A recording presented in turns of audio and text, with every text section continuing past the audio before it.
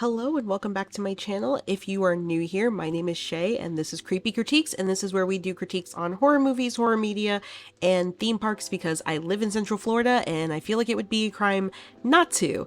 If you're not new here, welcome back. Thank you guys so much for being patient with me. I did have a video planned for after Halloween, kind of recapping the end of Halloween Horror Nights, but if I'm being completely honest, I wasn't crazy about the way that video came out. It was very rushed. I was trying to do it before, like I film a lot of my videos after I get off work, and I was trying to film it like as quickly as possible so I could like just go to bed. And yeah, it just came out really rushed. So I am gonna link you guys below. It's still not fully live yet, but I wrote a blog like post about it, well, a blog post about like my thoughts on Halloween Horror Nights this year. If you guys are interested in reading that, it'll be in the description down below. Maybe next year we'll get a video off about how I felt about Halloween Horror Nights, and I'll be able to do more with it. It just was like I was rushing too fast.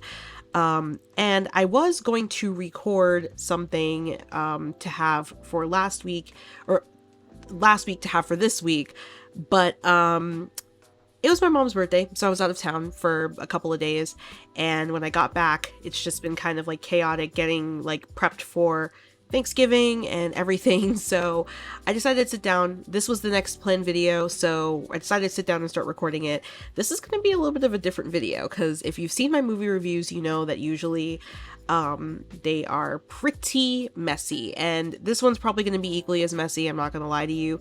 But this one we're doing 3 movies in one sitting. We're gonna see how this is gonna work. I'm doing this in a little bit of different format. You're gonna see me in a few different outfits, and you might even see me in the daytime for a couple of them.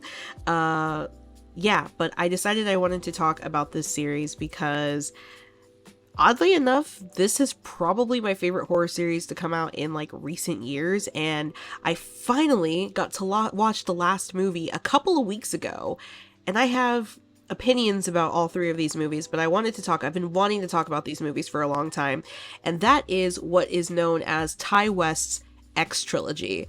So if you don't know anything about the X Trilogy, don't worry, I'm going to get you up to speed real quick. It consists of 3 separate movies, 2 of which were released in the same year, and then 1 that was released earlier this year. We have X, which is the middle of the 2 movies. It's actually like the sequel to the first one, the one that came out later, but X was the first one to come out in the beginning of 2022. And then Pearl came out later on that year. And then this year we had MaXXXine. And I'm sure you've heard of these movies by now. I'm sure if you're a horror fan, you know all about Pearl and MaXXXine and her crazy antics. But I wanted to dive a little bit deeper for this one and kind of talk about my opinions on each movie. These are genuinely 3 of my favorite movies that have come out in like recent years. More so Pearl and X. We'll get to MaXXXine, but more so Pearl and X. And I actually just watched the first 2 earlier this year because it was kind of one of those things. I had no interest in seeing X when it came out. I kind of didn't like the plot and it just looked dumb to me. And then I heard bad things about it when it came out, so I was kind of iffy about going to see it in theaters, and I was like, well, maybe I'll watch it at some point. I feel like it's a newer movie, so I should probably watch it at some point. And then Pearl came out and people were raving about Pearl. Like, people that I knew that didn't even really weren't even really big fans of horror were raving about Pearl. So I was like, I guess I kind of got to suck it up and like watch X and Pearl. And I found out that Pearl actually predated X, and I kept saying I was going to do it, and I kept saying I was going to do it, and I kept forgetting the movies existed until this year when I just had like a day off, and I was like, you know what?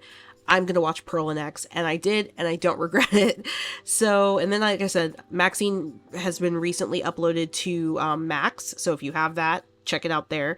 And that came out in July of this year. I was supposed to go see it in theaters, didn't make it to the theater to see it, so I've been waiting for it to come on streaming so I could finally finish the trilogy and I could make my big video talking about these 3 movies. So I am super excited to get into this. Like I said, it's going to be a little bit of a different format than what you guys are used to, because you are going to see me in a couple of different looks, and you might see me at different times of the day, but I can assure you it's still going to have the same unhinged air of nonsense that they usually have.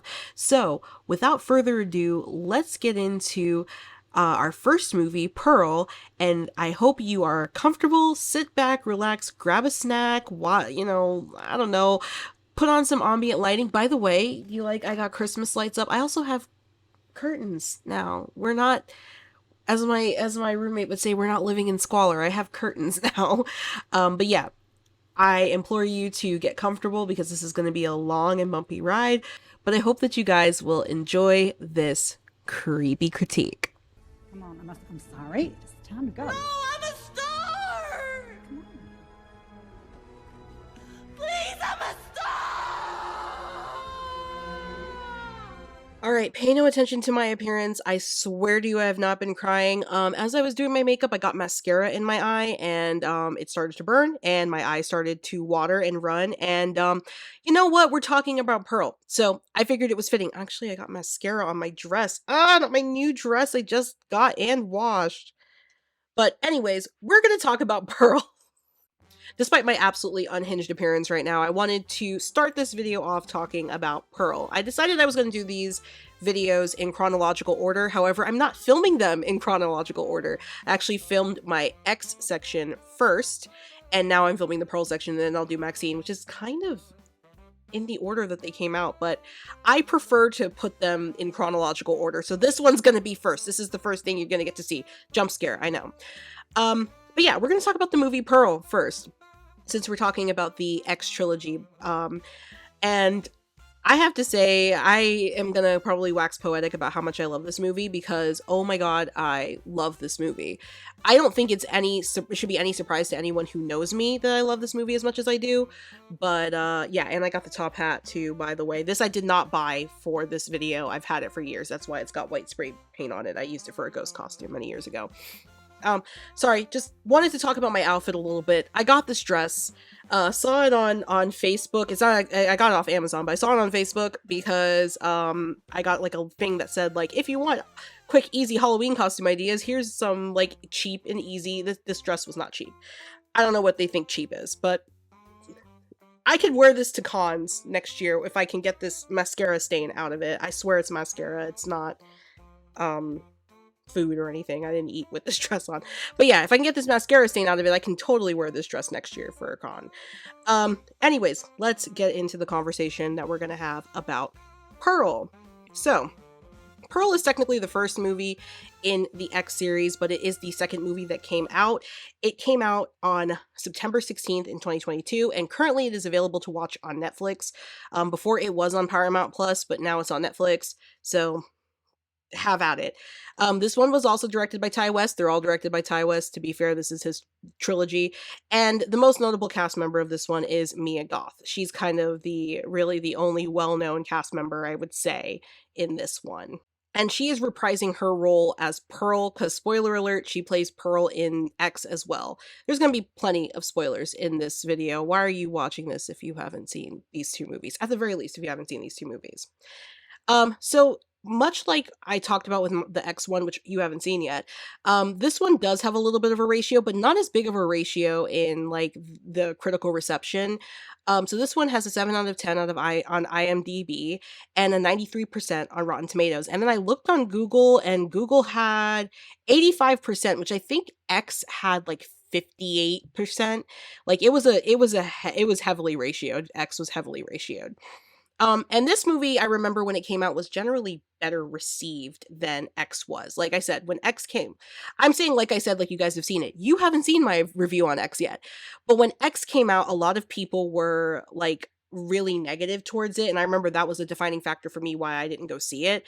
And when Pearl came out, I remember that kind of made me want to see X so I could see Pearl, because people were talking about it and going crazy about it. And Pearl became pretty beloved girly, and I mean, we all know the "I'm a star" by now. I mean, I was saying it in the bathroom as mascara was running down my face because it fit the moment for me. I was like, "I'm a star!" Like, please. I guess I could technically do that right now. I could do the whole "I'm a star" thing, but I'm not going to do it. I'll spare you guys that humiliatingly cringe thing. All right, so let's talk about the synopsis for this film. Trapped on an isolated farm, Pearl must tend to her ailing father under the watch of her mother. Lusting for the glamorous life she's seen in movies, Pearl's temptations and repressions collide. So, this movie takes place in the 1910s, and I will just get this out of the way now. I'm going to bring it up in all three of these reviews, but I'm going to get it out of the way. Ty West really knows how to do a good period piece. The moment this movie started, I was like, I know I'm going to love this movie. The old music, the very old style of like filming, it still felt very modern when you watched it, but it also was very retro, very like, Judy Garland glamour, something you would see from back in that era, and I loved it. I loved every second of that aesthetic of it. Like, it worked really well. But it helps because we're talking about a movie about a young woman who wants more in life. And when you say it like that, it's so simple, but if you didn't know this, if you know nothing going about this franchise going in and you're just watching this video to see if you're interested in watching this movie, Pearl is a serial killer. At this point in her life, Pearl is not there yet. She's not quite there yet. She is still coming into that part of herself. But we initially, in the beginning of the movie, we get this wonderful little dream sequence of her wearing her mom's dress and dancing around, and then her mom tells her she has to go tend to the animals on the farm. And so she goes out to the animals and she's talking to them, and she's like, like, I'm gonna get off this farm, and she's like, feeding them and talking to them, and it's like this cute little moment until she sees a baby like goose, and then she kills it. And that's kind of like the indicator that you're like, okay, Pearl is not quite as wholesome and sweet as she seems. She might actually be very vicious of a character. And of course, if you've seen X at this point, you already know who Pearl is going into Pearl because she's the killer of X, one of the killers of X, her and her husband. So I think the reason why Pearl has become such a relatable figure to many people, mostly females, is because I do believe we all have this like innate desire to be something better, be something more. And I think that this character specifically taps into it. Now, the whole arc of Pearl's story is that she is, living in this age where there is a plague happening. Go figure. There's a plague happening, and her father is wheelchair bound.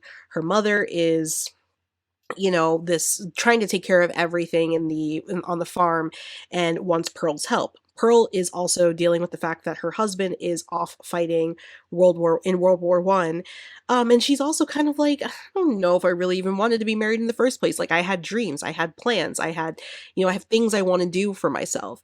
But of course, like many people during that time, especially women, she's kind of bound to what her existence is.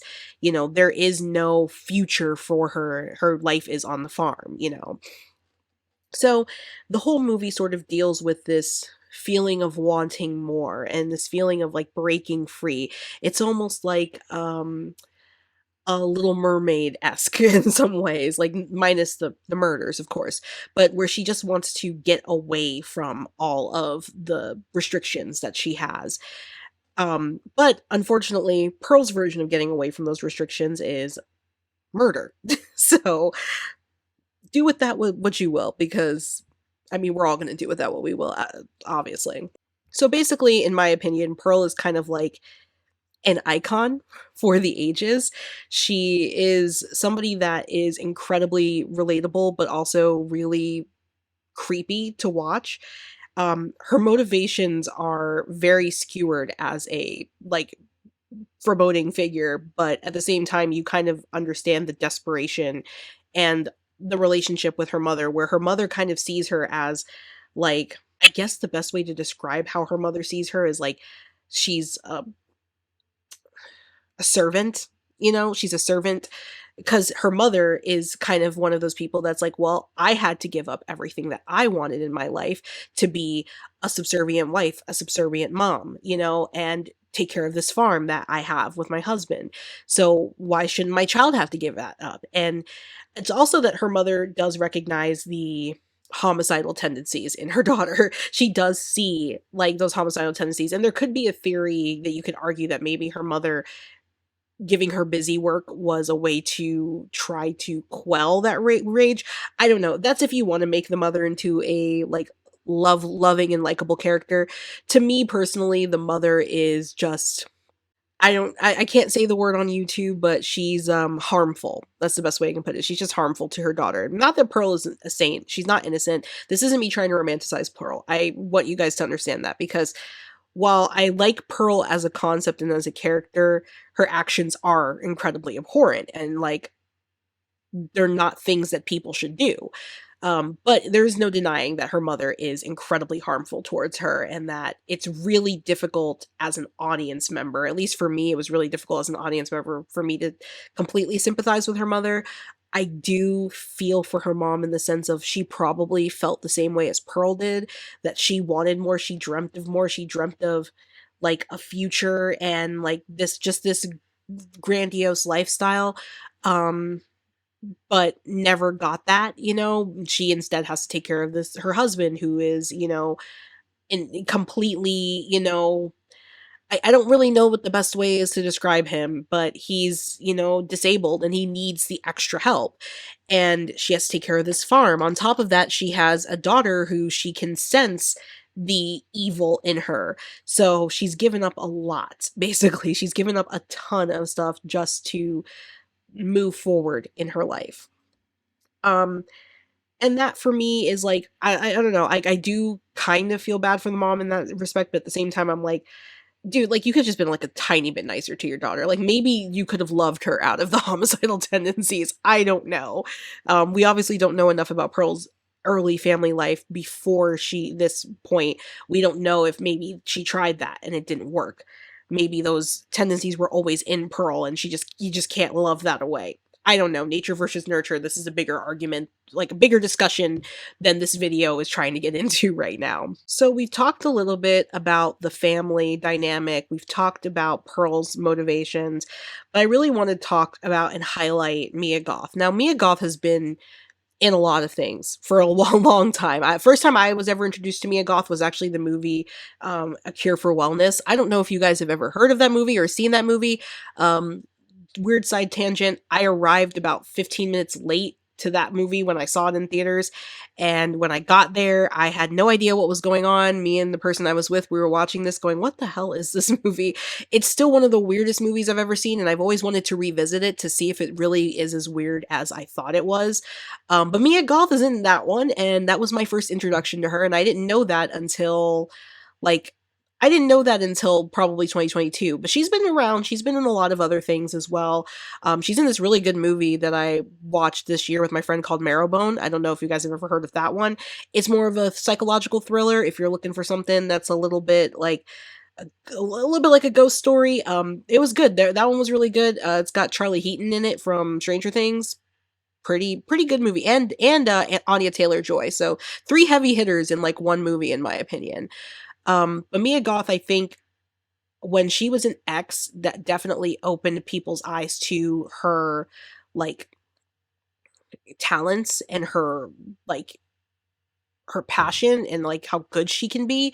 But Pearl definitely solidified it. I would say she is, like, one of the better horror actresses. Like, I've seen a lot of people saying that, like, Micah Monroe is the best of a horror actress of our age. I think that's Mia Goth, personally. Like I said, she's right there. Don't say that about Micah when Mia Goth is right there. I would even put Anya Taylor-Joy like at that same level. But this is not about my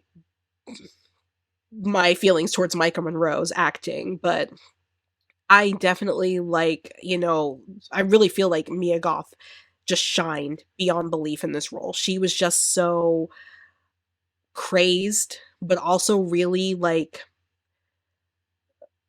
believable. There's a whole scene towards the end where she's talking to her husband's sister, Mitzi, and her husband's sister says kind of like, "Talk to me like you're talking to him. Like, tell me the things that you would wanna tell him."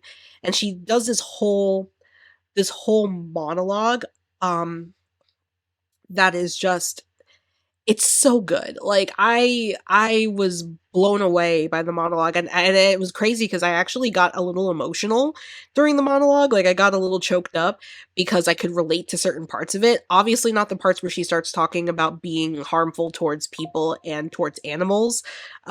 Definitely not any of those things, but just talking about feeling unfulfilled, feeling like lost, feeling like you don't know, like you don't know if you fit in or not, wanting more for yourself, dreaming of more, desiring to be a bigger, better, stronger person, do the things that you love to do, but feeling like you're being held back, feeling like there's something stopping you.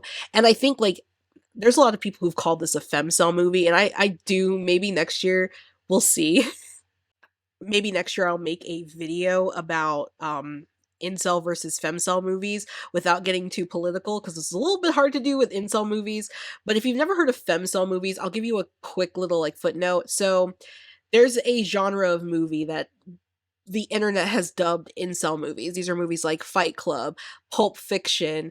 I'm trying to remember some of the other ones. I think even American Psycho's in there, and it's basically movies that a lot of the Joker movie, It's basically movies that a lot of like red pill guys. If you don't know the term, I'm not going to explain it, but red pill guys have adopted their personality for, where they've completely missed the point of the movie, and they've made it their entire personality. The best example for that to me is Fight Club, where the whole story of Fight Club is making fun of, it's almost satirical in a way, making fun of the machismo of, you know, the working class man, and pointing out toxic masculinity and how it affects men in their day-to-day lives. Yet and still, so many men watch that movie and they're like, I want to be like Tyler. I want to be like the narrator. And it's like, no, you missed the point completely. It's the same thing, another one like American Psycho, where the whole thing was poking fun at yuppies, poking fun at the business class, poking fun at, you know, wealth and masculinity. And then there's men who want to be like Patrick Bateman. It's like, okay, well, after those lists were formed of the incel movies, they started to bite back with what's called femcel movies. So they started to pick a list of movies that women really love and that they make their entire personality, and they call them femcel movies. So basically these are like the movies that like, oh well, you know, you like this femcel movie, you're probably like a feminist or all that stuff. And Pearl is probably the pinnacle of femcel movies.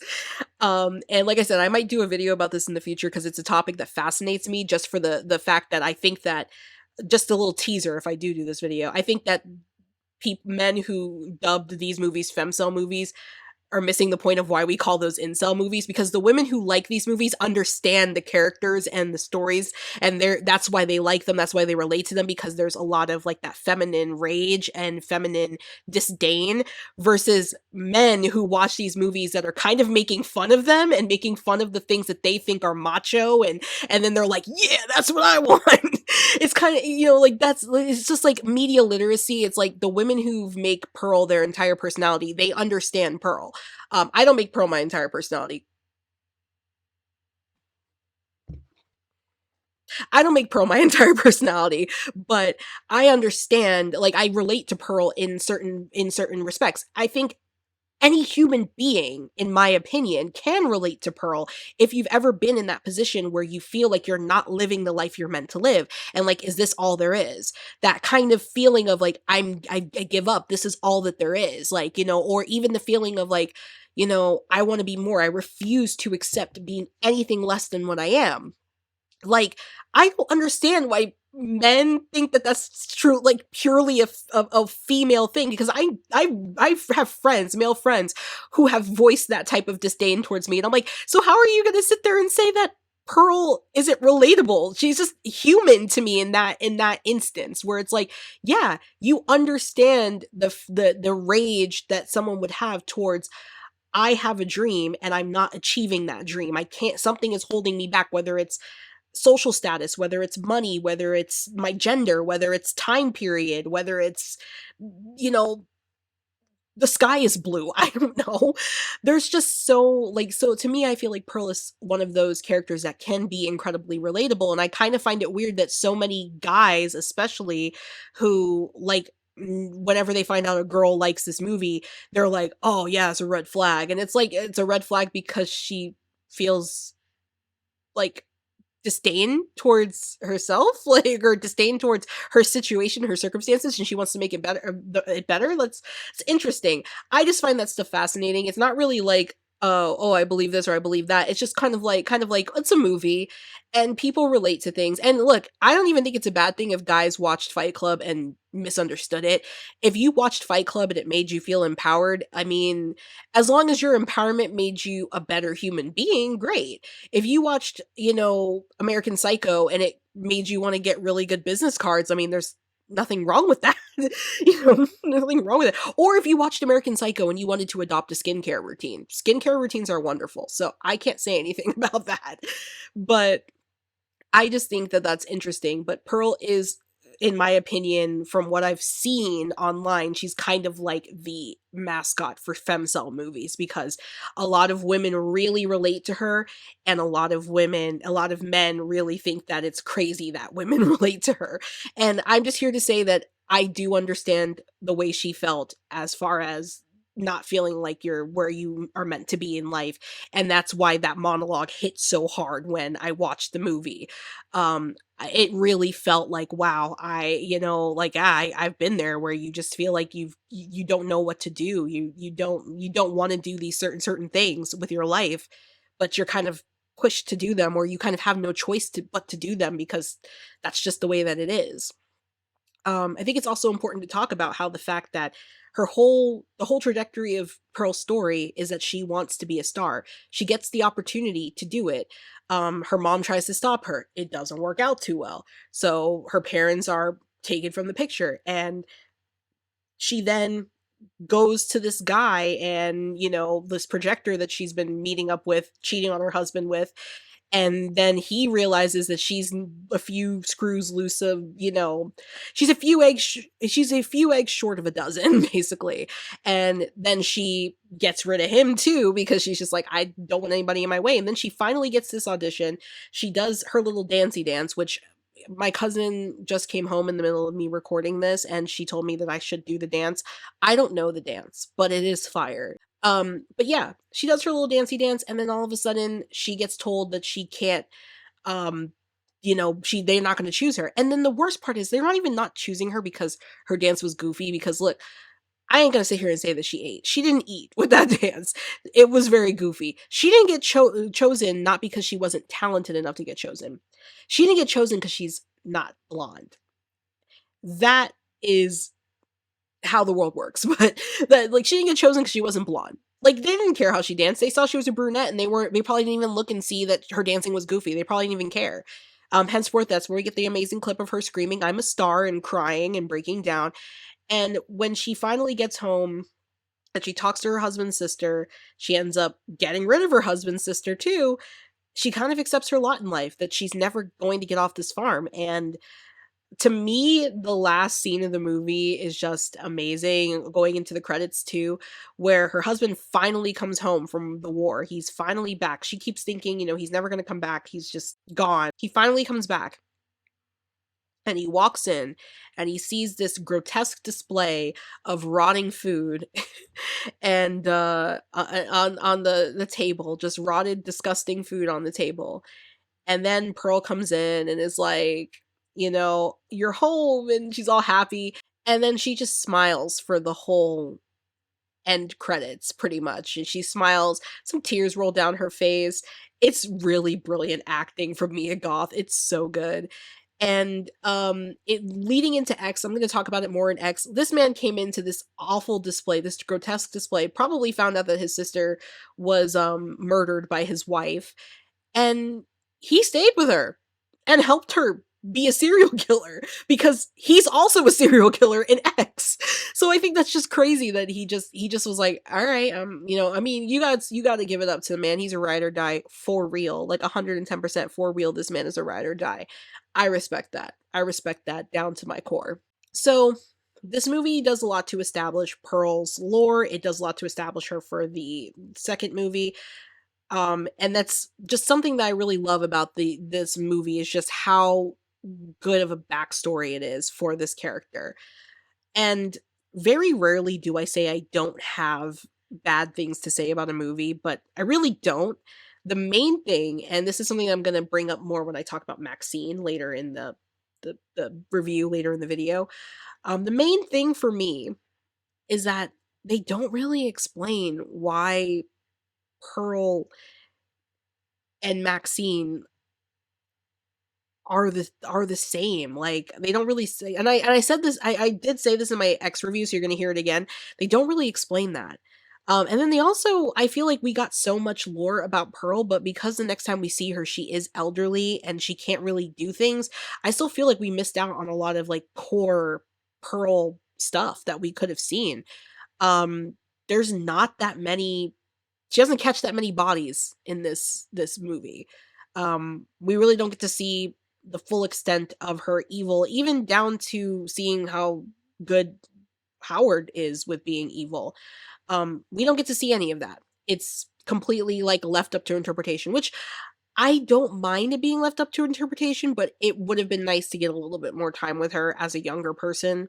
But it is cool that we just kind of jumped right to her being like completely elderly and unable to do things, but still being a psycho killer. Qu'est-ce que c'est? Sorry, I had to do it. But yeah, that's really the only bad thing I have to say about Pearl, because other than that, this movie is it's wonderful. Final thoughts on Pearl. What I'm about to say is going to be incredibly controversial, but for me, so far, Pearl is the best horror movie of the decade. I know it's not really like a horror movie, but I think it's the best movie of the decade. I think that I haven't seen anything that's topped it yet. That's just me. I haven't seen anything that's topped it yet, and I would love to see something that would top it, something that would take it over the top for me.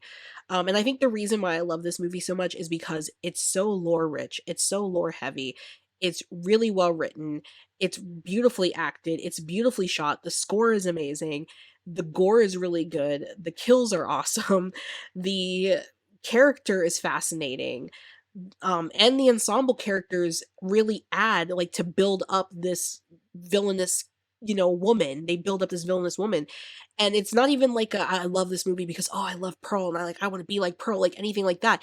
It's just like she's just fascinating to watch. She was just really fascinating to watch in this movie, and I was like I really like this character and I really wish there was more of her, and I really wish I could see like a whole series of like her just doing her thing because she's really really fascinating. And it's such an interesting way to present a slasher, because at the end of the day these movies are essentially slasher films. I know a lot of people wouldn't consider them slasher films, but that's what they are. They're slasher films.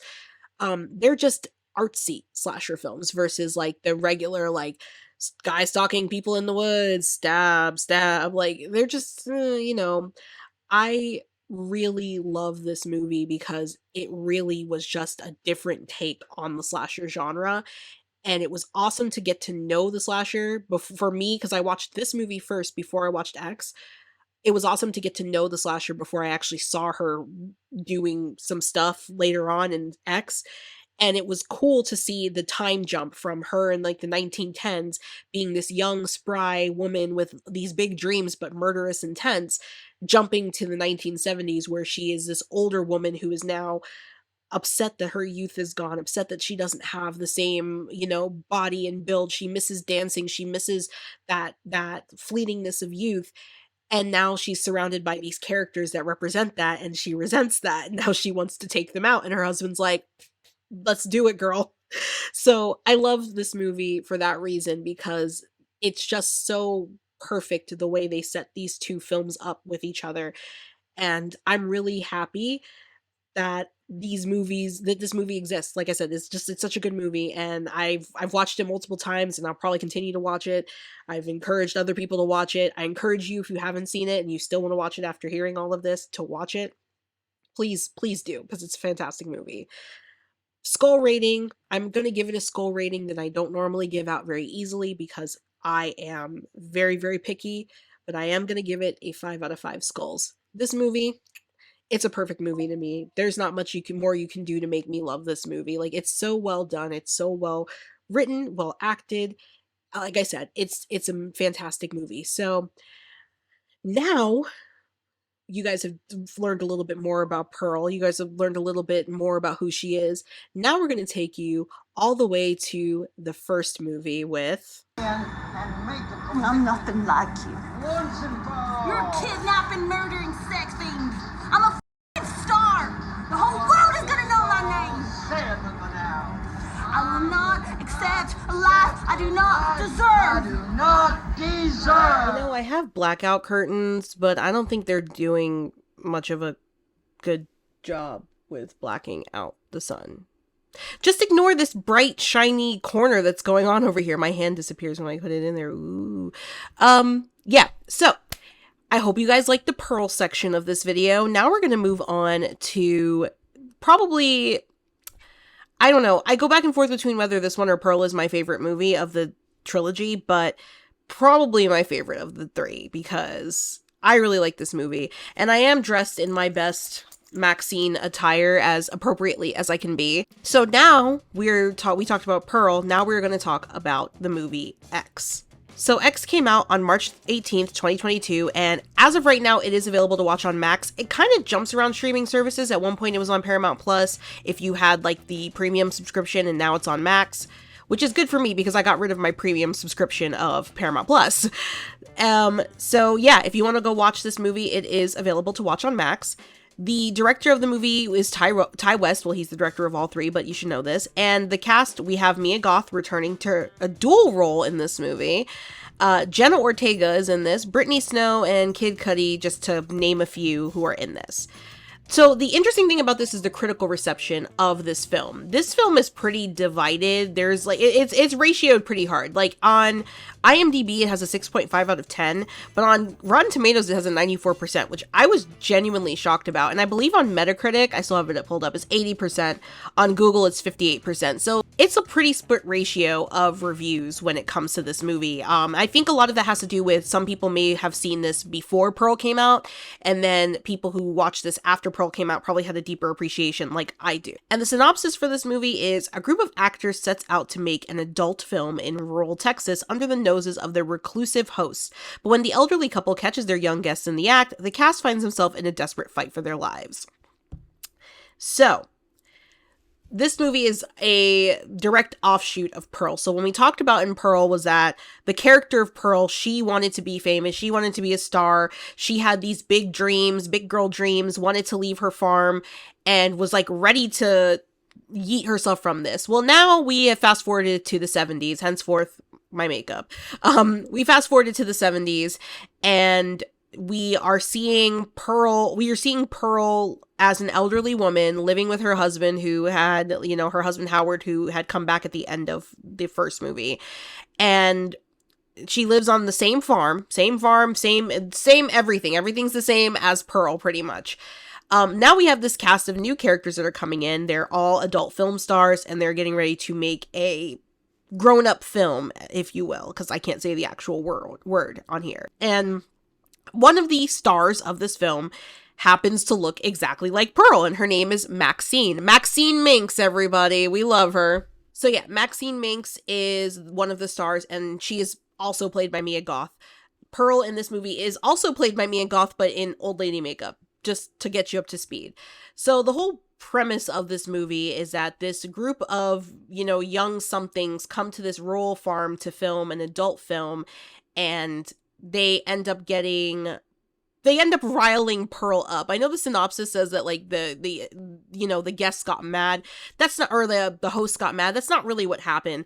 They end up kind of riling Pearl up and reinvigorating her already murderous ways. And we do find out that they've pretty much been doing this like God knows how long. I mean, this movie, the Pearl took place in the 1910s and this movie takes place in the late 70s. So who knows how long Pearl and her husband Howard, who is just like down to clown now all of a sudden, who knows how long it's been that they've been just capturing people. And it's clear they put out an ad in the paper, which is what lured the cast and crew of this film to their farm. It's clear they've probably done this multiple times. They probably try to find miscreants and like stick them in like some sort of, torture chamber and, harm them. I found that to be really fascinating, having a serial killer not just a serial killer, but like a slasher, if you want to look at it this way, a slasher who is elderly. And I know, like, yeah, we got elderly Michael Myers and stuff like that, but like the difference between like Michael Myers in the 2018 trilogy, I guess you can say the recent trilogy, and Pearl and Howard is that like they're actually ailed by things that elderly people experience. So, you know, Howard has a bad heart. He has a bad heart, so he's very like he can't do certain things, and he's like, oh, I can't do that because my heart, you know, my heart might give out. Pearl is obviously, you know, pretty much like barely mobile. She's like hobbling around. At one point towards the end, she literally fires a gun and breaks her hip. And I thought that was fascinating, like, because again, you stop and you think about it in your back of your mind, how scary can an old person be, an elderly person be in this sense? But in this movie, they're still pretty scary because despite the fact that they are older and that they can't do things the way they used to when they were younger, they're still pretty cold-blooded in what they do like get what they do accomplish, and they still take out pretty much that entire crew. There's only one person that walks away from that house unscathed, and that is our queen MaXXXine. So a little bit of backstory about the movie. MaXXXine is trying to break into like the fold and get herself out of, you know, get herself as an established adult film star. She is dating the producer of the film, who is played by, I don't remember his name, I gotta look it up, but I know he was in The Ring. Y'all know, if you know, you know. Martin Henderson, that's what I thought, but I couldn't remember. Martin Henderson, he was in The Ring. If you've ever seen The Ring, he was the dad, the baby daddy. He's the one that gets the Samara crawling out at him at the end. I knew from the moment I saw him, I was like, I recognize you. So he, you know, he's dating MaXXXine. He left his wife for MaXXXine, of course, because, you know, younger girl, older guy. And he's trying to create these movies that he knows this is like a gold mine. It's going to be huge in the United States, which is something that in Pearl, they actually do mention, because there is that scene when she goes to the movie house and she hooks up with the projector, the guy that does that controls the projections. I don't know what they would call him, but she hooks up with that guy and he shows her an adult film. And he kind of like mentions that these are all the rage in Europe, and, you know, someday this could come over here. And it's kind of like, oh, look at that little callback. Someday that could come over here. And it ends up being a big part of the future story, including being the profession of our final girl, MaXXXine Minx. So totally fascinating. The kills in this movie are just so wild. You have everything from, you know, somebody getting a like pitchfork through the face, which is a callback again to the previous movie, to somebody getting eaten by a gator, which again, callback to the previous movie. Brittany Snow gets death by gator, which is crazy. So, and then Jenna Ortega gets locked in the basement with a corpse and gets her hand shot off, and then eventually gets her face blown up. So yeah, it's crazy how violent this movie is for what it is, and, you know, super cool in that respect with the effects and the gore in this movie. I gotta give a shout out to the cast in this film, because there is definitely a lot of heavy hitters, but somebody who really genuinely surprised me was Brittany Snow.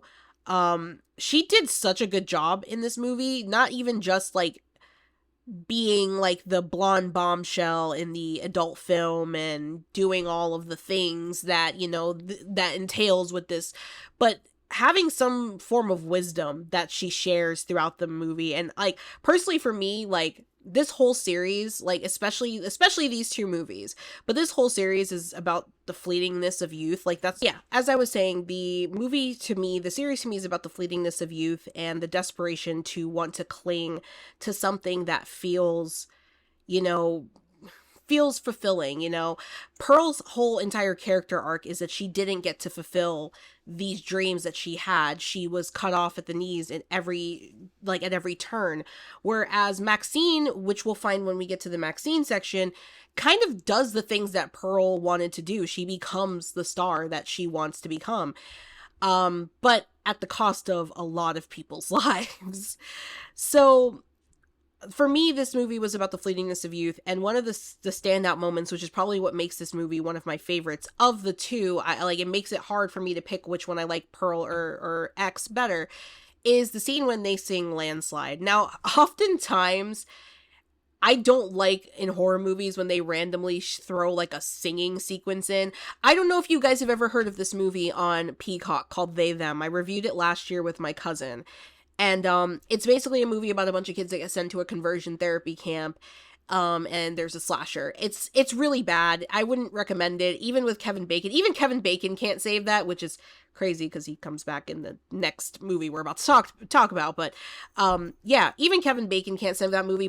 But there was this really crazy sequence in that movie, They Them, that they included. I couldn't believe that they included it because it was so goofy and it changed the tone of the film, and it served zero purpose, honestly, like thematically, where all the kids that are in the conversion therapy camp start having a sing-along to the song by Pink, Perfect. I don't know how it goes, but it's like Pretty Pretty Please or something like that.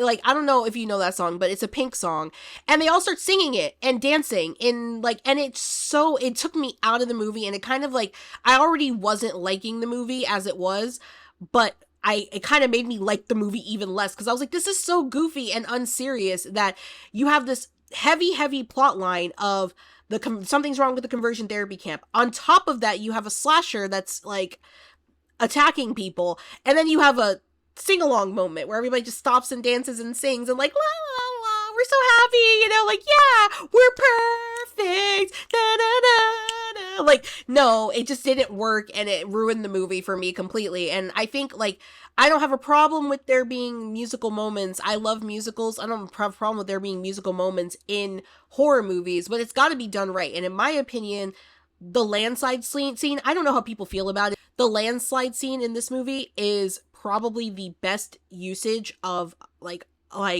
a musical moment where like the music is in the, like, it's somebody singing. It's this beautiful part where at the end of a long day of filming their crazy content, Jenna Ortega's character, who is like, she's Christian and she's a little bit anxious. She's the sound of the boom mic operator for the movie because she's there with her boyfriend helping him out. She did not know what she was getting herself into, and she's incredibly uncomfortable with the whole scenario. And throughout the scene, she's kind of like asking them, like, why did you guys choose this profession? Why do you want to do this? Like, I don't understand it.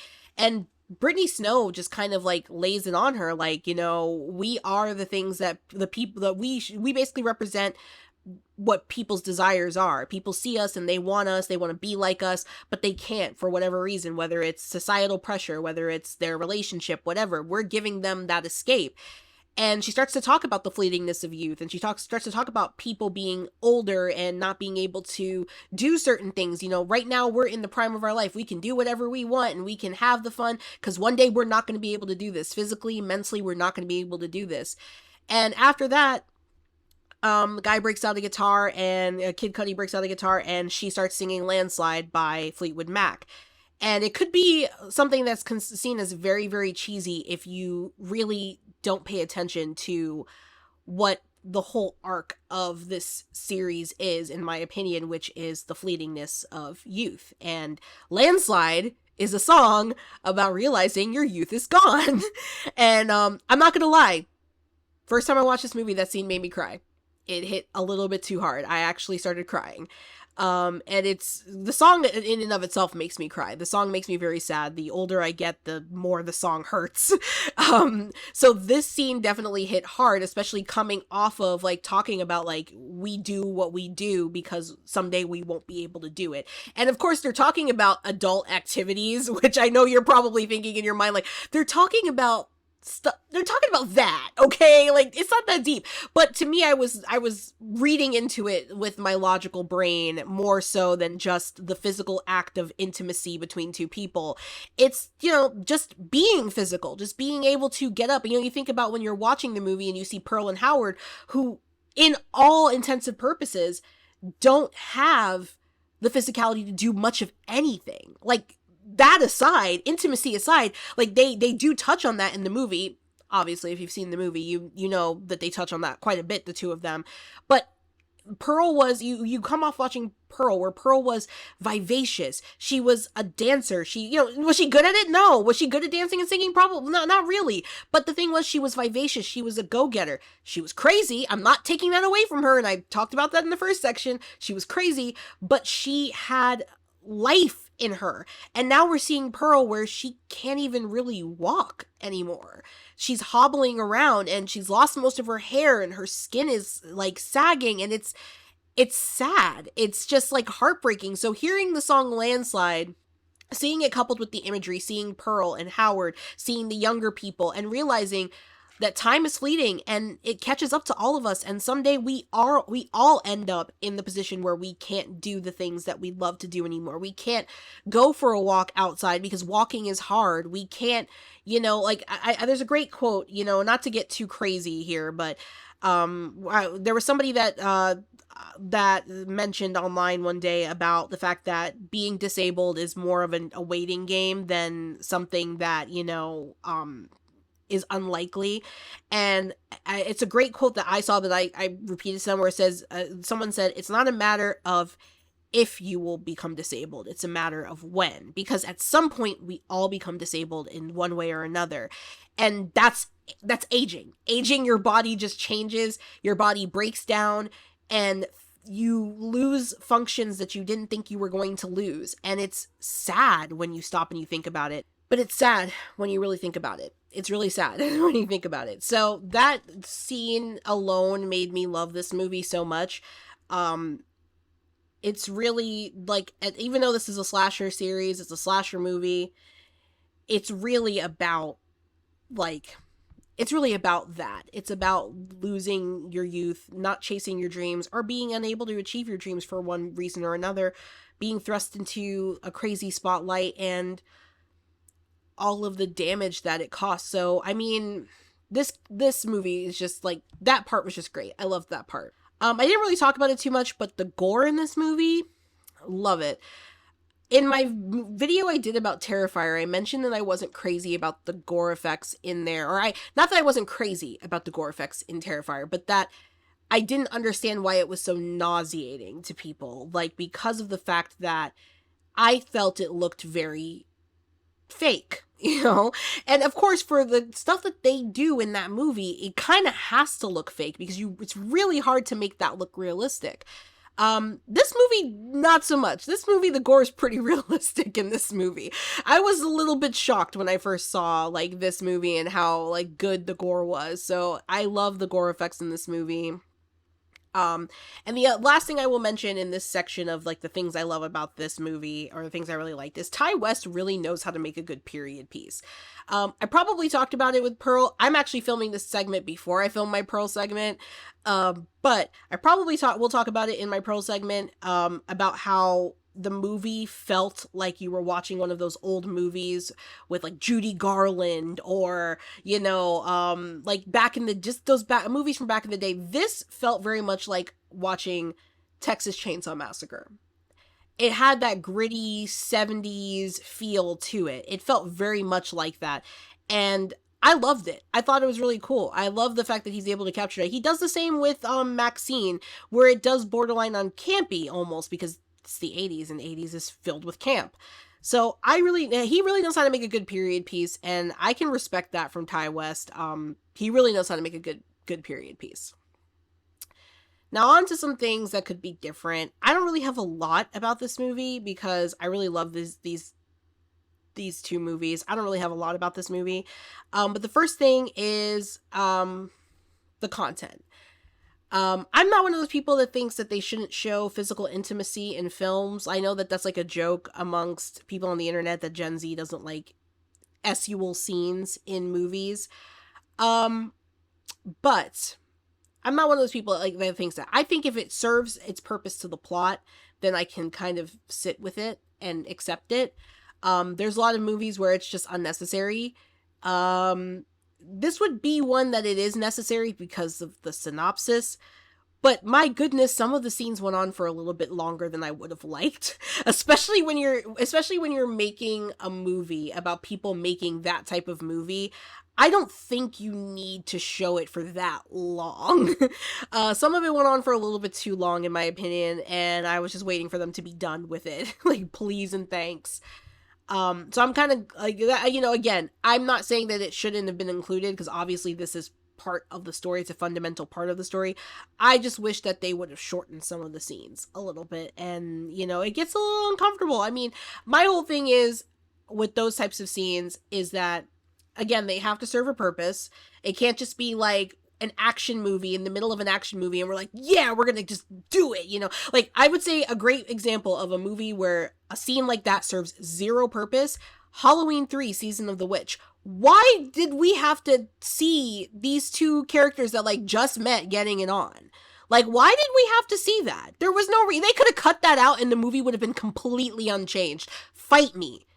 It would have been completely unchanged. You know, even like a movie like, even movies like Friday the 13th, where I know that not every single movie gets too much of it, but like the remake of Friday the 13th, did we have to see such explicit sex scenes to understand that that Jason was going to do that to them, like, you know, kill them during these scenes? We kind of, especially for the 2009 version, by that point in time, we already kind of have we've already established the kind of person that Jason is and how he doesn't like those types of activities because of the fact that he died because of the fact that people were doing those types of activities. So the 2009 version, I'm like, we didn't need two really explicit scenes of that activity. For me, that was just, we have hot girls, we're gonna put them in this movie and we're gonna make them do something that's gonna make the boys really like it. And that just, to me, was like, it was icky, and that's why I hate that movie. I can't stand that movie. I don't care what anybody says. But the same thing for Halloween 3 Season of the Witch. The scenes with the two main characters, the two main characters getting it on in the hotel room, could have cut those scenes out and the movie would have still been the same movie. You didn't need it. There was no purpose for it. It was just fulfilling some weird fantasy of the director, in my opinion. It served no purpose. So, like, again, I'm not, but there are movies where it does serve a purpose, or where it's narratively, it makes sense. Like in the case of X, it makes sense if you're making a movie about people making an adult film, it makes sense that you would have some scenes where you are filming that adult film, which we know what happens in adult films. So it makes sense, but I also didn't need to see it for that long or that egregious amount of time. And we also didn't need to see that many scenes of them doing that. We could have gotten away with like maybe one scene. We could have done the one scene where Pearl is watching MaXXXine, and that probably would have been enough. We didn't need like 3 scenes of that. It's too many scenes of that. So yeah, that's just my personal opinion. I'm sure there's gonna be people like, oh, you're a snowflake, da, da, da. There's no reason for that to be in movies, in my opinion, in that way. Because they don't, no, most of the time it doesn't further the plot. It's just something to entice the viewer. And, there are movies for that if you're interested in that. There are movies for that. Henceforth, this movie, yeah, there's movies for that if you want to watch that type of stuff. I personally don't want to watch that type of stuff when I'm just like hanging out with my friends, or like, you know, there's a time and a place. The last thing I want to do when I'm watching a movie with like a friend is like, oh, here's this really graphic scene of people being intimate. Yeah, and after that I'm like, oh, okay, that's awkward. Like, that's really awkward. Don't know how I feel about that, but that's just me personally. I think it's a little awkward to watch that with random people. Anyways, and then the only other thing about this movie that really gets me is why he made the choice to have Mia Goth play both Pearl and MaXXXine. Now, don't get me wrong, Mia Goth is Pearl, in my opinion, but she's also MaXXXine, in my opinion. I don't think that anybody else could have played the other two characters, but I just really wish that there had been more significance behind it. There really wasn't. It was just like, oh, we look exactly alike, and you're like, you know, you look like me, I look like you, I'm just like you, you're just like me, like that song from Barbie. Yeah, I don't know, like that always bothered me with this, and especially because once we get to MaXXXine, there's really no clarification. It just kind of like brushes past that. I'm guessing it was just an artistic choice. Who knows? It's probably just an artistic choice. He probably was just like, you would be the perfect Pearl and the perfect MaXXXine. Hey, Mia Goth got 2 iconic characters out of one franchise, and that's incredibly rare. So kudos to her for that. Aside from that, I don't really have anything else I could complain about with this movie. Much like Pearl, I think this movie's fantastic. It's one of my favorites. I am probably going to watch it a lot in the future because I just love, love, love this movie. I think it's super cool. But yeah, I really didn't expect too much from this film. I really didn't expect too much from X, but I was pleasantly surprised when I sat down and watched it. And I only think the reason I like it so much is because I did watch Pearl beforehand. Obviously, I'm sure there's people that watched Pearl before they watched X and didn't like X. I'm not going to sit here and say that that's not the case and that's impossible for that to happen, but I just feel like I got a deeper appreciation for the story because I watched the prequel first. So, I don't know, if you haven't seen these movies, I would advise watching Pearl first and then watching X, and then obviously MaXXXine comes last. So, you know, but yeah, for my skull rating for this one, I'd have to give it a 4.5 out of 5. Definitely a really cool movie, really cool concept. Love the slasher, like the slasher vibe of it. Really awesome that we had elderly slashers that were, you know, affected by their own ailments. Also really loved the acting in the film, really loved the gore in the film, and I loved the fact that it felt like a 1970s film, like a 1970s horror film. So kudos to Ty West for this one. Keep up the good work. And now I'm going to turn it over to... Y'all might as well go home because I just nailed that. MaXXXine. Sorry, I don't really have an 80s outfit, and I couldn't get one as fast as I could get the pearl dress, so here we are in a random dress I have from Hot Topic. I hope you like it. Yeah, so now we're going to talk about the third and final film in this trilogy and kind of gauge how I feel about it. This one I watched recently. When I say recently, I think it was sometime in October. I don't remember exactly what date, but it was sometime in October because they finally put it on Max, and I was able to watch it. So this is MaXXXine, and it did release in theaters this year on July 5th, but it is now currently available to watch on Max, so you can watch X and MaXXXine on Max, but Pearl is on Netflix. It's all under the same studio. I don't understand. I'll never understand streaming. It, again, directed by Ty West. Mia Goth reprises her role as Maxine Minx, who was the final girl from X, but we also have her joined by a bunch of heavy hitters, including Giancarlo Esposito and Kevin Bacon. The movie's critical reception is pretty lukewarm compared to the other two. Like, so X is a bit ratioed, as I said in the last section. Pearl is kind of universally loved, and this one is kind of universally, I would say universally, like, mid-temperature.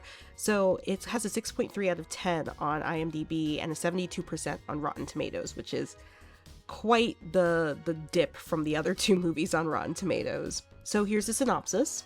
In 1980s Hollywood, adult film star and aspiring actress Maxine Minx finally gets her big break. However, as a mysterious killer stalks the starlets of Los Angeles, a trail of blood threatens to reveal her sinister past. So, we're picking up in this movie with Maxine in the 80s now. She is in her early 30s, and she's been doing adult films for quite some time, and now she wants to break into, like, a mainstream, like, Hollywood.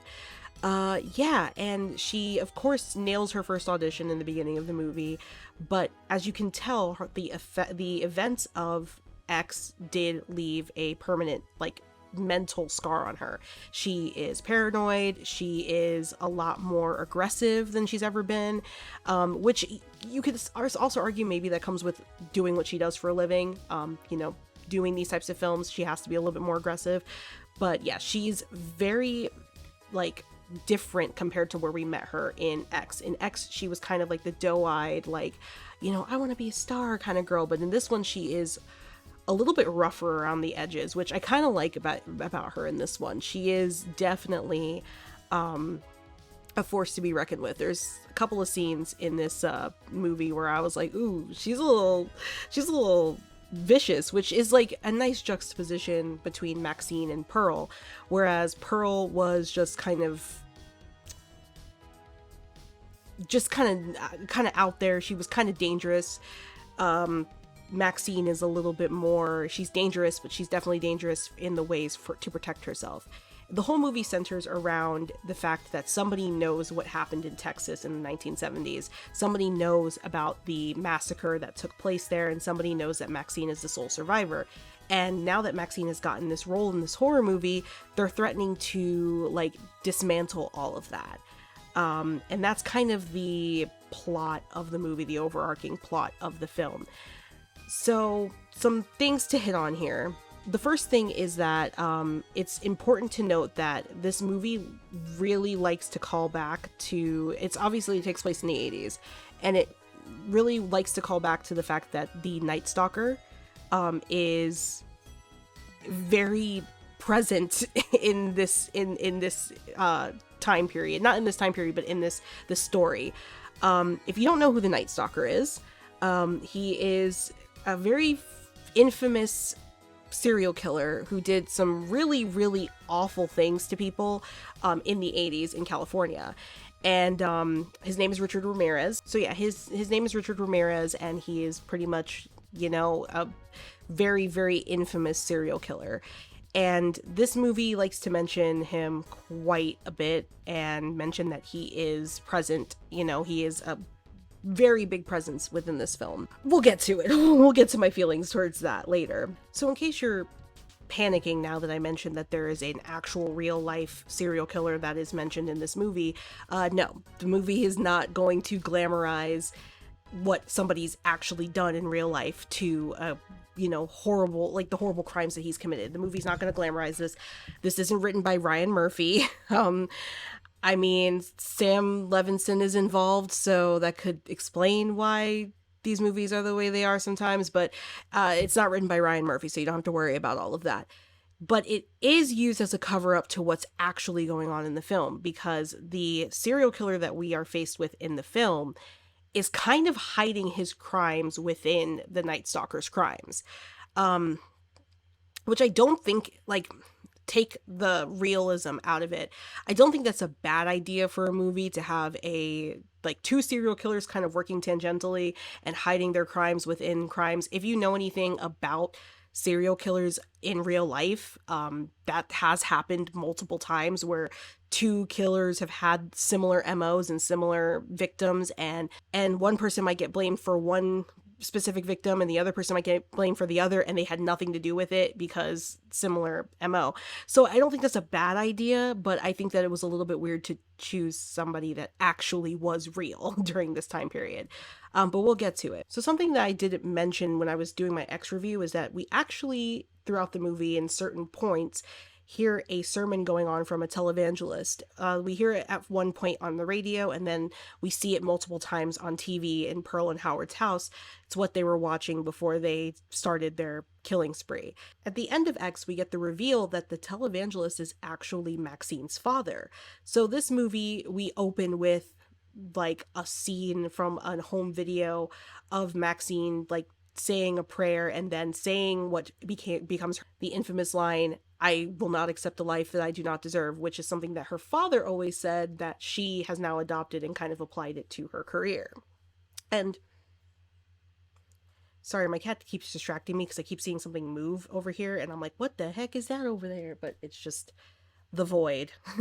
But yeah, it's sort of become her mantra, and honestly, it is a really, really, really good mantra. I love it. I say it to myself every now and then. I will not accept a life I do not deserve, and I think you guys should say that to yourselves too. So that's important because what's later revealed as the story unfolds is that well, if you're watching this, you should expect that there's going to be spoilers. It says it in the title of this video. We're going full spoiler. So throughout the movie, MaXXXine has friends who are being lured to this party and eventually killed. And these are people that are close to her, and they're killed in these brutal ways.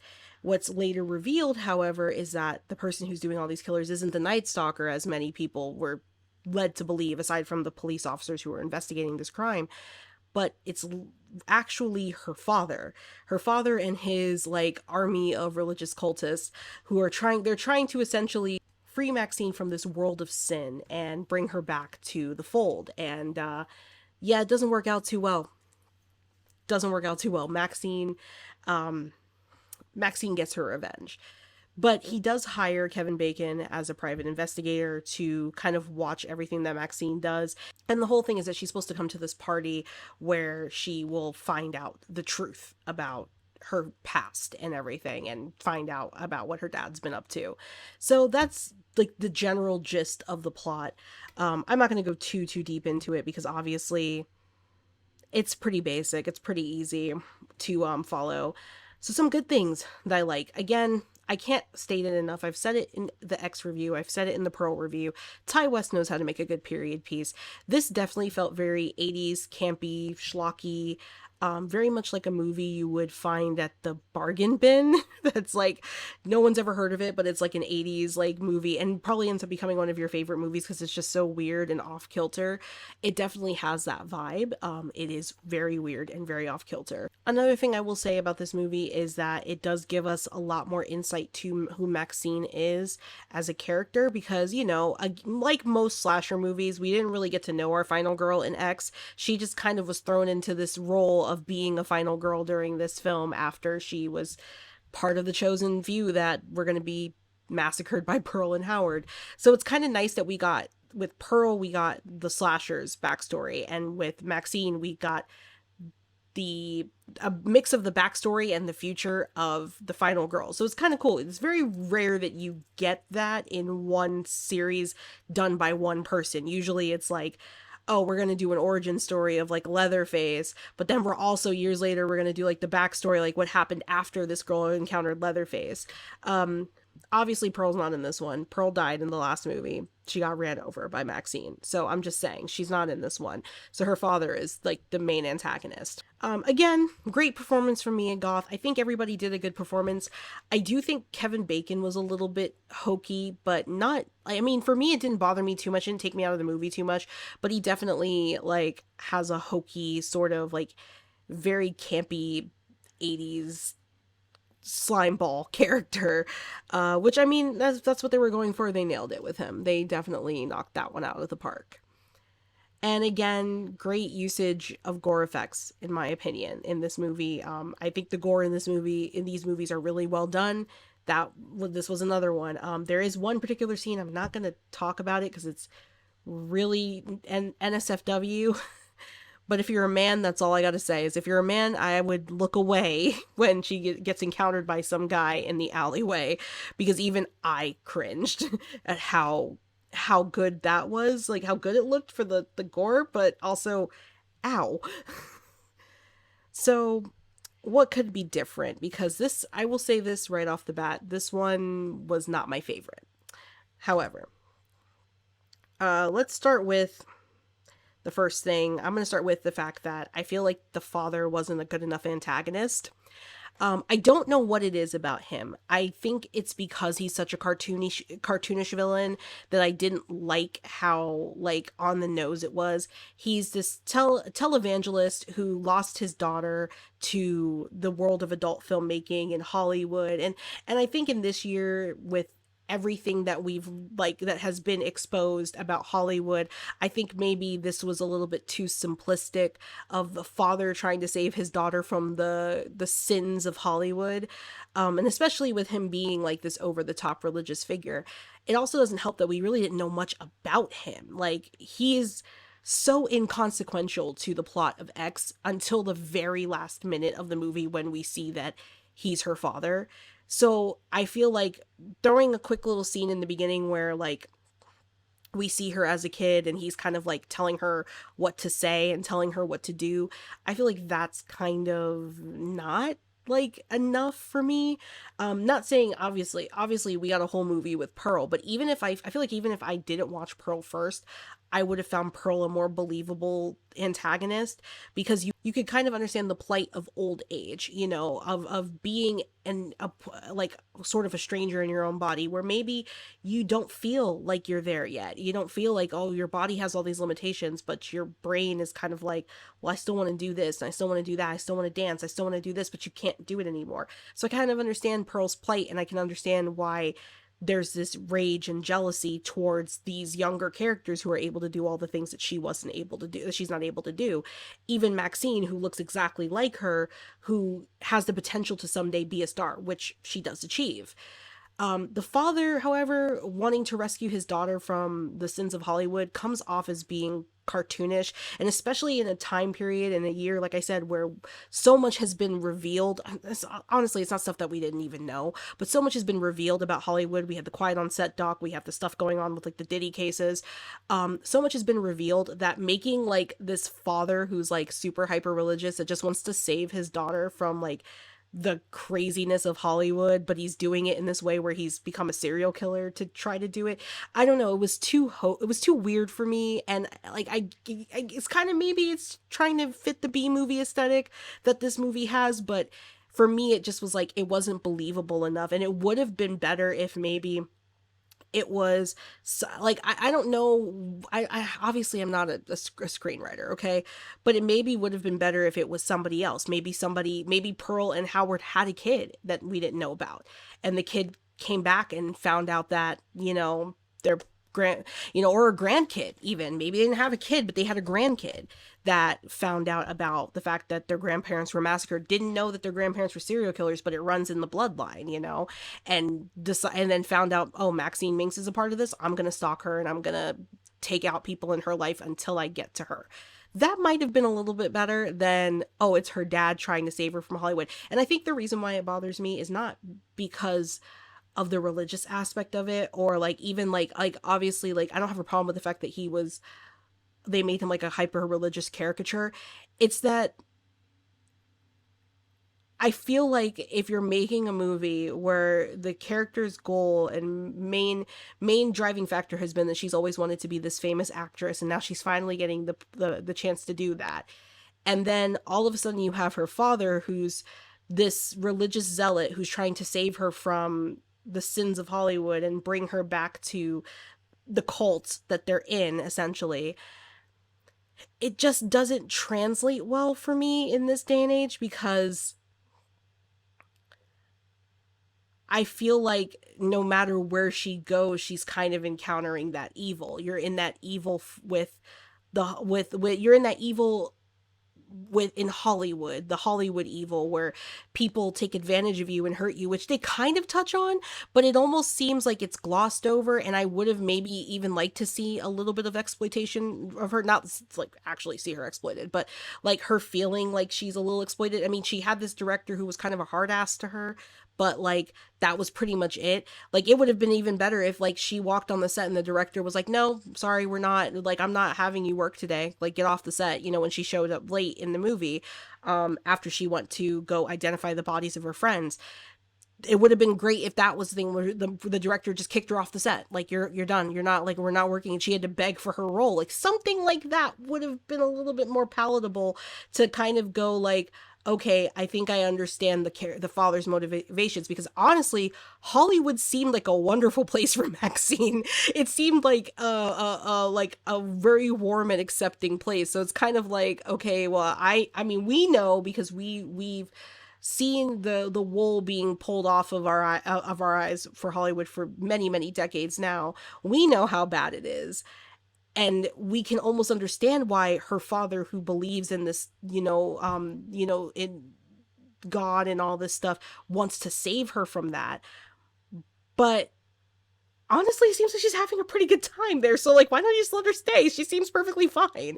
So I don't know, I feel like that's kind of like my biggest issue with the father being the antagonist. And I think there is a problem that I have with him being an over the top caricature, because he's hard to take serious. He's not really that scary, and by the time he's revealed, he's pretty much ushered off the screen as quickly as possible. I just didn't really find him as like a good antagonist. In fact, for most of the movie, I honestly thought that Maxine was the serial killer, that maybe she had snapped and that she didn't realize that she was killing all of her friends and killing all these people because maybe she wanted to erase the competition. And I was kind of hoping it went that way. I honestly was kind of hoping the reveal would have been that she realized she was the killer all along, and like the victim from the last movie became the monster in the new movie. So I don't know, I just wasn't crazy about the father character being the serial killer personally. um and I think another reason why I might not have bought that as much, it feels like this movie's missing something.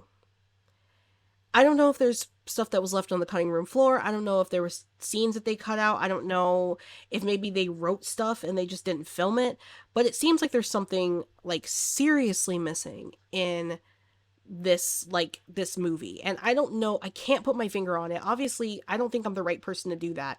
Maybe there's somebody out there who's reviewed this movie that could, like, I don't know, tell me, because I feel like when I watched this movie, I was like, it's like right there. Like, it's almost to the point where I'm like, okay, this is a really good movie. I like it.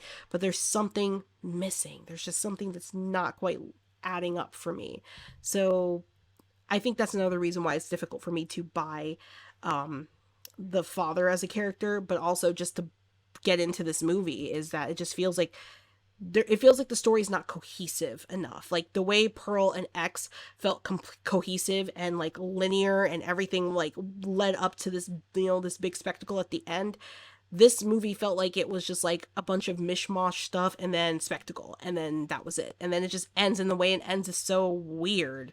Like it's just so weird and trippy. Like it's such a weird movie. Um and then finally, like I I have to talk about this because this was my initial, like, ooh, I don't like this about this movie, and it kind of, like, I think set the tone of the film for me. Um, why the hell did they decide to use the Night Stalker for this as the backdrop? So, one of my biggest issues that I think we have in this society, and I'm somebody who does enjoy watching true crime documentaries. I do enjoy it. It's hard in this day and age because I think with the accessibility of social media, there has been a lot of people who have spoken out, who are the families of victims of these heinous crimes, who've spoken out and said they're not comfortable with their families being exploited on TV and all this stuff. They're not comfortable with it being talked about. And I try not to watch true crime YouTubers too much. But like occasionally I'll catch a documentary on Netflix or on Hulu or on even Max. I've kind of gotten away from Investigation Discovery because they have issues of ethics as well. But I do tend to watch, like I said, like Netflix and Hulu and stuff. I like to watch true crime docs on there.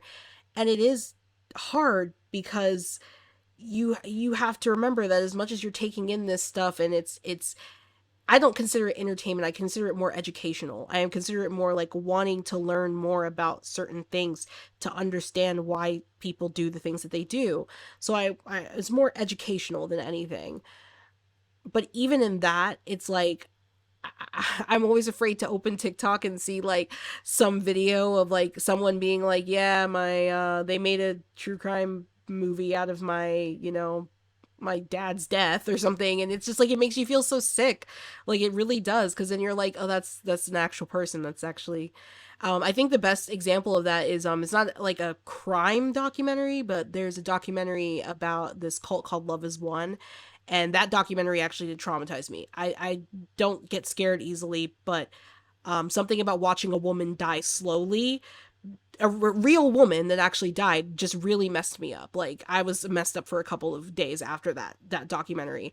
Her daughter is on TikTok, and I opened TikTok after I watched the documentary, and her daughter was just there talking about her mom, and I'm like, I don't know how to feel about this. Like it almost made me feel guilty for watching the documentary, even though her and her mom were estranged because of her mom's beliefs. Um, but it did almost make me feel guilty for watching that documentary because I felt like I'm being voyeuristic. I'm watching somebody's trauma play out. And it's hard to contend with. That's why I kind of got away from murder documentaries and I started watching more like financial crimes and things like that.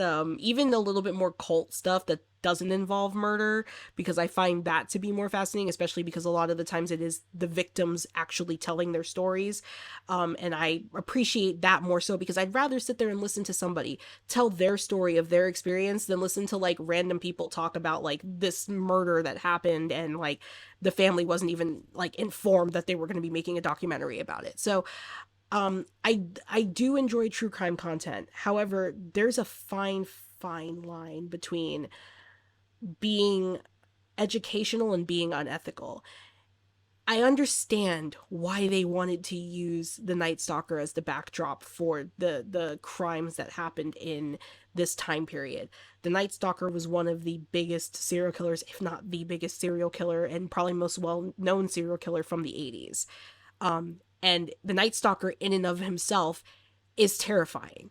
I truly, in my heart, think he's one of the scariest serial killers that I've ever heard of. The things that he did, absolutely abhorrent. And I just cannot wrap my head around wanting to do those things to somebody, honestly. But I can understand why they would want to use that as a backdrop, because again, he is the most popular. And he's not only the most popular because he had a very popular documentary about him, and because he was a big deal in the 80s. And also, let's be real, the way he was captured, the most fucking gangster thing. Honestly, the best, like, capturing a criminal thing I've ever heard of. I mean, the street justice, everybody just taking turns beating the crap out of this dude. Love it. Love to see it. Chef's kiss. Love to see it. However, the other reason why it's really popular to use the Night Stalker is because of American Horror Story 1984. I have never seen that season. I will not watch that season. I feel like that season of American Horror Story glorifies Richard Ramirez. I don't like that. I have a really big problem with that. Richard Ramirez was a real person who did real damage to real people. That is kind of where I realized that Ryan Murphy's like an absolute joke, because the fact that he made Richard Ramirez the like sole antagonist of a fantasy TV show, a fantasy horror show, a real man who did real damage to real people. You took him and made him sort of like he's the Jason of this show. I have issues with that. I have problems with that. And when this movie started and they started talking about the Night Stalker a lot on the news in the movie, I was very anxious. I was like, I hope they're not pulling a Ryan Murphy. I hope that it's not going to be the Night Stalker. I hope they're not going to use the Night Stalker's crimes and the things that he did. And I'm glad that they didn't do it, but at the same time, it's one of those things where I'm like, okay, was the Night Stalker motif necessary? Could you not have created your own serial killer? Because when you really stop and think about it, yes, there are some historically accurate things that they've used in both Pearl and X, but for the most part, everything that we saw in both of those movies was a creation of like this world. This wasn't really taking real people's plight and putting it on display for people to look in voyeuristically. So would it have been that hard to create a different serial killer in Los Angeles at that time period? I don't think anybody would have been like, hey, wait a minute, what about the Night Stalker? Because you were watching a fictional movie. So I think if you would come up with like the chain rattler or something, I don't know, if you come up with somebody like that did crazy creepy crimes, but he wasn't like a real person, I think I'd be able to stomach that a lot more, and they would have been able to play with it more, because I had this conversation with my brother. I think that the fact that they used the Night Stalker as the background motif for this movie, for the crimes that we witnessed, I think that held them back from really creating the story that they were trying to create. Because I don't know this, I didn't read any interviews, so I don't know like if this was ever expressed, and if it was, you can feel free to tell me in the comments. It feels like they wanted to intermingle those crimes more so, but that they were afraid to be disrespectful to the victims. And that's where I say you could have just created a fictional serial killer and then created another fictional serial killer, and you wouldn't have been disrespectful to any victims because nobody actually got hurt. So to me, I think that playing with real events like that, I understand that the purpose of it was to make it feel more raw, make it feel more real, make it feel more gritty. You say a name that people have heard, the Night Stalker, people know who the Night Stalker is. Again, he had one of the most popular true crime documentaries on Netflix for a time. People know who the Night Stalker is. He's the satanic panic killer, basically. it's easy to make a movie and have him as the background motif, his crimes and the fear that people have, like, you know, about the Night Stalker, the fear that the women have about the Night Stalker, the fear that the community has about the Night Stalker. And then even by the end of the movie, showing scenes of his capture without showing his face. I will say they were respectful enough to not do that, but showing the scenes of his capture, his actual capture. I understand why that was tempting, but it would have been better, and it probably would have made the story richer and easier to consume if they had just made up a fictional serial killer to base the crimes that the other fictional serial killer was doing on.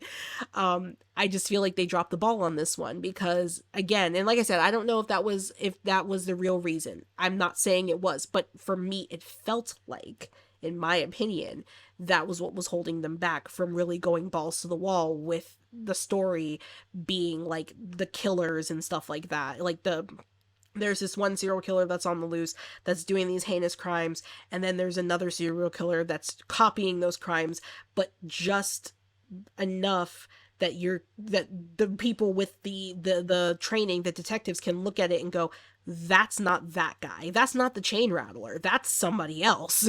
And I just think that, I don't know, I just think that that's kind of the part that gets me the most. I mean, even the fact that the father changed the MO and branded the women with a pentagram, which was something that Richard Ramirez didn't do. I mean, like, literally branded them with pentagrams. Like, that was something Richard Ramirez didn't do. So, again, it would have been cool if, even if they had a killer that, you know, was heavy into Satanism, and then you have this opposite kind of killer who's actually a man of God, but he's trying to pose as this satanic killer. You know, I don't know. I just feel like they back themselves into a corner trying to paint the movie around a real tragedy, real people's tragedies that actually happened. Like, I just feel like that was the thing that was holding them back fully from making this story feel as rich. And maybe that's what's missing, is that because it's set so deeply in the real world, it kind of takes away from the actual, like, story a little bit, because there's always this feeling, at least for me, there's always this feeling, are we going to veer into disrespectful territory? Are we going to upset the victims' families of the Night Stalker? Are we going to upset a community that's, you know, that grew up or lived through this? And I would love to know why they chose to use a real serial killer rather than to just create their own and give themselves a little bit more creative freedom, where they wouldn't have upset people who were actually affected by the crimes of a very heinous person. So that's probably the worst thing about this movie for me, is just, my God, they could have just done something else. They could have just done something else. There was so much they could have done. But yeah, let's wrap this little section up real quick. Yeah, so I really did want to love MaXXXine as much as I loved Pearl and X. I really did want to feel the way I did, walk away feeling the way I did about that movie as I did about the other two movies. I mean, like I said, when I finished watching Pearl, I just sat there and I was like, this is my new favorite movie, hands down. Like, I love this movie. This is great. When I watched X, I was like, I'm shocked. I did not think I was going to like this movie. I really thought I was going to hate this movie. This one I walked away from and I was kind of like, huh. Well, I watched it. I completed the trilogy. Um, that's how I felt. It really does not feel like a fitting end to the X trilogy. I almost wanted to hope that they were going to announce that there would be one set in the 90s, but I don't think that's going to happen. I don't think they can push any more out of MaXXXine at this point. And what would you base off, unless they create a whole new character that Mia Goth can play, you know?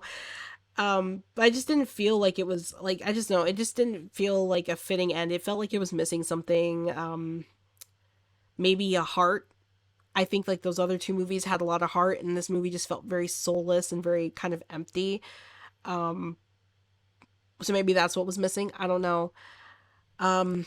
There's just, like, you know, the best way to put it is whatever charm that Pearl and X had.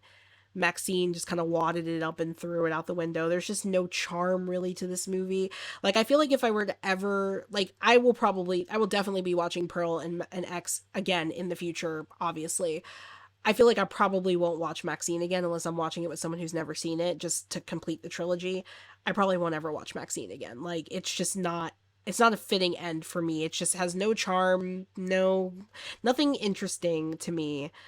Um, and it does make me really sad at the end of the day that this is the end for the franchise. Like, there's no more after this, because it's not as bad as I felt after watching Halloween Ends, mostly because, you know, I knew eventually they would resurrect Michael Myers, and I mean, they are, but it is pretty disappointing and depressing to me that this is the end for Maxine's character and for Pearl's character. I just wish that we would have gotten a better end for at least Maxine. But hey, at least Maxine did what Pearl didn't do, and she became a star. So hey, we got to give her flowers for that. Skull rating for this one. This is a far drop from both Pearl and X. You know, I think X was probably what, a 4.5 out of 5 if I remember correctly. I don't know. This dropped down to a 3.5. It has it has its moments where it's enjoyable to watch, but overall it just was nowhere near as good as the other two movies, and in my opinion, not even worth giving a rewatch on my own. I don't know.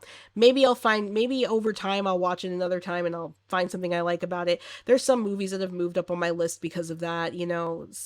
I don't know. We'll see. But that's the end of the review portion of this video. I have completed all 3 movies. I hope you guys liked this. I wore 3 different outfits for this video. 4 if you count my intro and outro outfits. Speaking of, let's go to the outro.